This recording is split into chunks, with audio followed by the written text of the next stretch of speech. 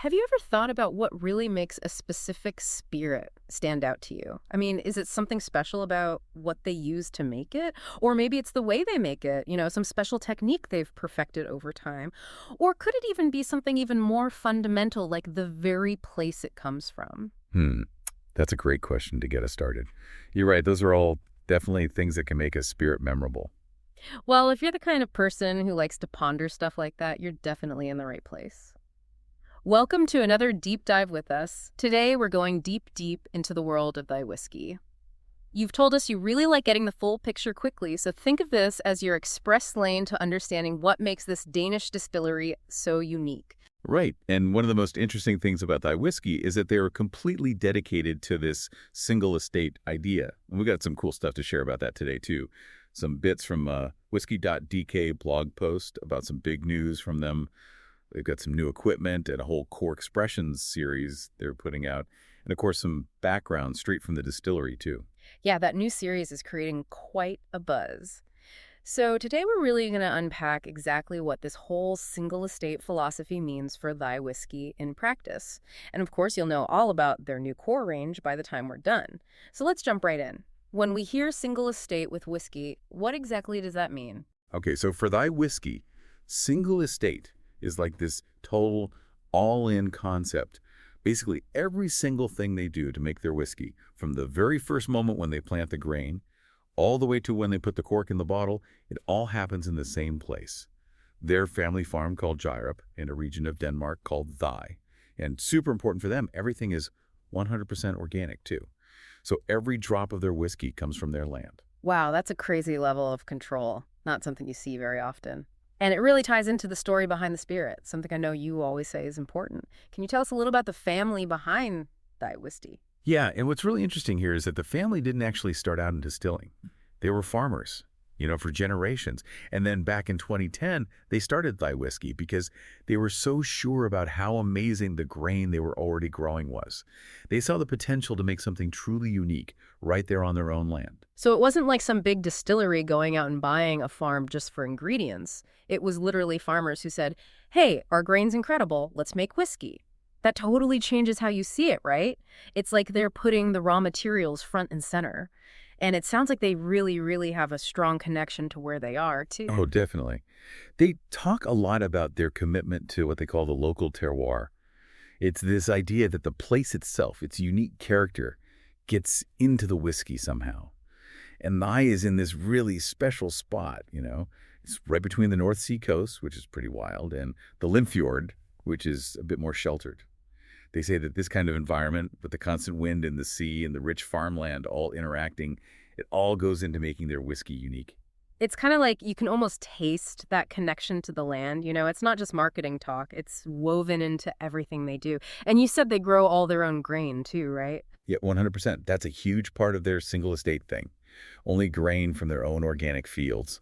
But it goes way beyond just not using pesticides or fertilizers. They're all about these regenerative farming techniques, too. Things like planting cover crops and rotating their crops carefully. Regenerative farming. That's all about making the land healthier in the long run. Exactly. It's not just about keeping the soil healthy, but actually making it even better. These techniques are designed to increase fertility, improve biodiversity on their farm, and most importantly, protect the groundwater. It's like they're thinking about the future. Not just for the whiskey, but for the land itself. So they're not just making whiskey, they're actually working to make their land better in the process. That's really cool. It's not just about taking from the land, but actively giving back. And all of this is happening on a family-owned distillery. I bet that independence plays a big role in how they do things, too. You got it.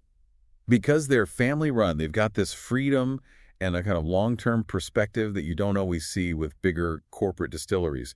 They can make decisions based on what they really care about, which is this whole single estate vision. Okay, so we've got a good grasp on this single estate philosophy now. And like we said, there's some exciting news, their new Core Expressions series. Tell me about these whiskeys. What's the deal? Yeah, this new series is super interesting. Like that whiskey.dk post says, it really shows I think they say Grunelement turn, which basically means the fundamental elements of their whole single estate approach. It's like they're showing off the core of what they do, the building blocks of their whiskey. Cool. And if I remember right, there are 3 different whiskeys in this core range. Let's break down each one. First up is, well, it's called Thy Single Malt. Straightforward enough. Yeah, very simple.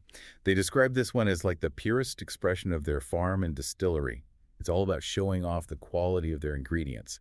You can expect it to be malty, sweet, pretty full-bodied. Oh, and it has a touch of Danish boogerug. That's beech smoke. Beech smoke. Now, that's not something you hear every day, especially with whiskey. What kind of flavor does that add? Yeah, it's a different kind of smokiness than you'd get from, say, a peated Islay whiskey. Beech smoke is a bit more delicate. Some people even say it's a little sweet or nutty. It's definitely not your typical smoky whiskey, that's for sure. It's more of a Danish thing, something that sets them apart. And Thy Whisky actually recommends that Thy Single Malt is the best place to start if you want to try their stuff. Yeah. It's like the base for all their other expressions, you know? Sounds like a great intro to their style. Next, we have the Bug Single Malt. Wait, bug. Yeah. Doesn't that literally mean beech? So this one is leaning into the smoke then. Totally. Beech smoke is like their signature, and this one really emphasizes it. They talk about like campfires and the old school smokehouses they have along the coast in Thy. They say it's a soft but smoky whiskey with a lot of depth and a full body.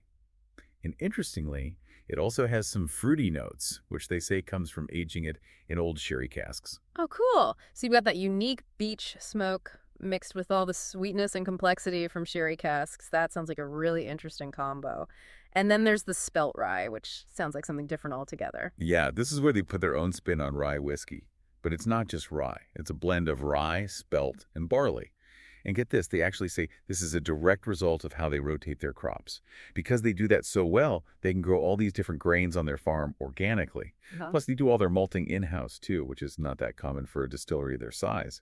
That really lets them fine-tune how the barley is prepared for the whiskey. Wait, so not only are they growing all these different grains themselves, but they're also malting them right there on the farm.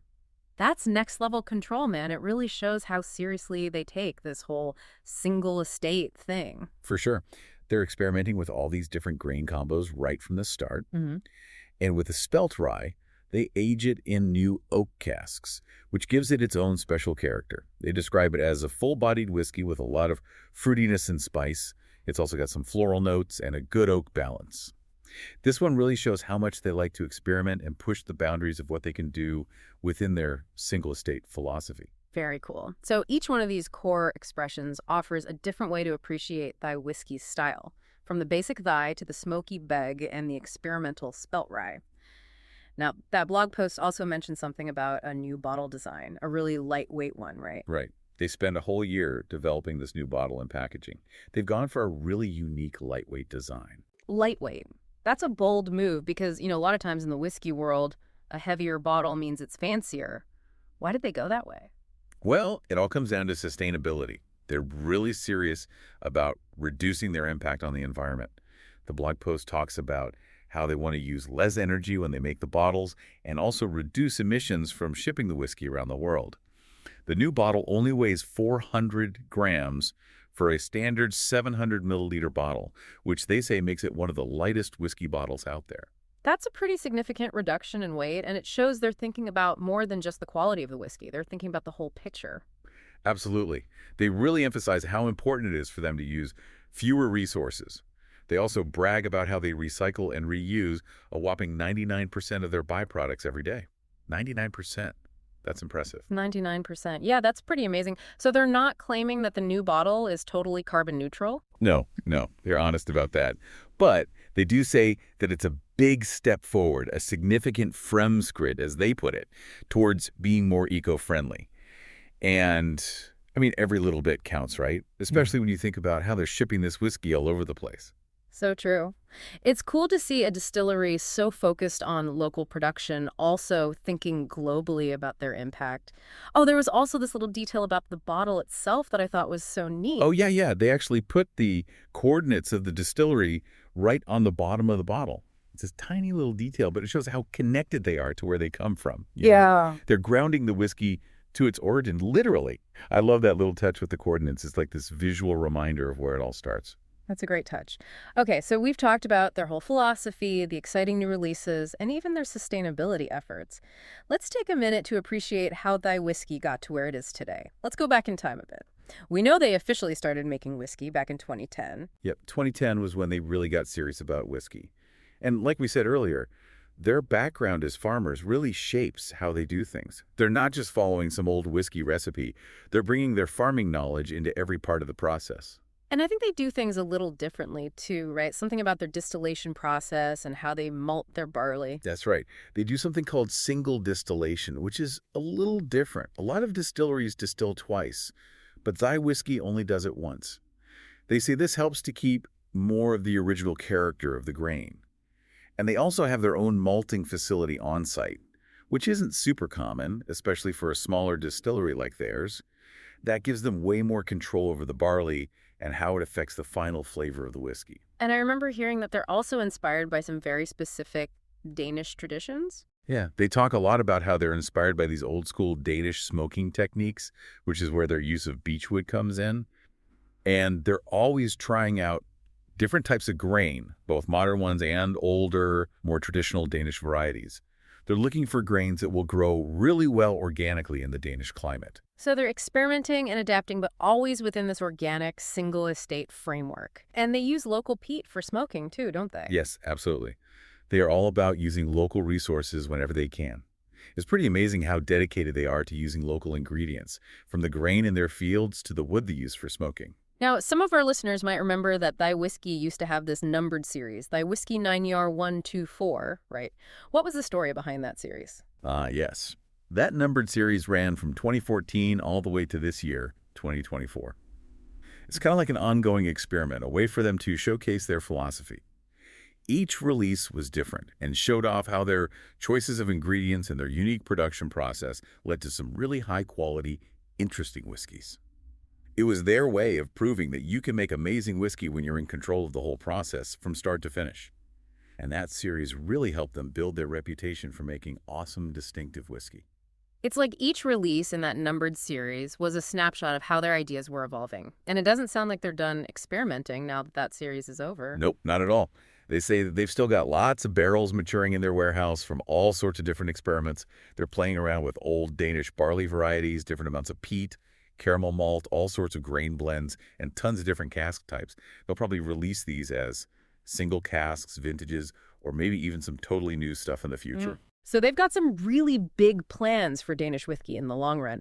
It's great to see them pushing the boundaries. Yeah, I think their goal is to keep exploring what's possible with Danish whiskey. And when you think about it, it's this combination of their farming heritage, their use of local ingredients, and all their innovative production methods. That's what makes Thy Whisky so special, you know? It's like all these little aha moments come together. Totally. Well, as we wrap up our deep dive into Thy Whisky, what are the big takeaways for our listeners? What you want them to remember? I think the main thing is their incredible dedication to their land, to their farm. It's not just about making whiskey. It's about this whole philosophy of respecting the land and doing everything in a sustainable way. And their new core expressions are a perfect example of that philosophy in action. And the fact that they're making so much effort to be sustainable shows just how serious they are about the future of their farm and their whiskey. Right. It's a true single estate operation in every sense of the word, from planting the seeds to bottling the whiskey in those cool new bottles. And there's so much that makes them unique. Things like being 100% organic, using those special Danish grains and beechwood smoke, and always looking for new ways to innovate while respecting tradition. Those are the things that should really appeal to you, our listener. Exactly. And that brings us to something we'd like you to think about. You know how people talk about terroir with wine, how the environment where the grapes are grown affects the taste of the wine. Well, what if we thought about terroir for spirits, too? Like, how does the place itself, not just the ingredients, but the traditions, the weather, even the culture of a region, how does all that get into the spirit you're drinking? What other cool local traditions or ingredients are out there just waiting to shape the character of spirits from all over the world? Something to think about next time you're picking out a bottle. And hey, listener, if you're feeling adventurous, maybe track down some of Thy Whisky's new core expressions at your favorite shop or bar. It's a delicious way to continue exploring. Until next time, cheers.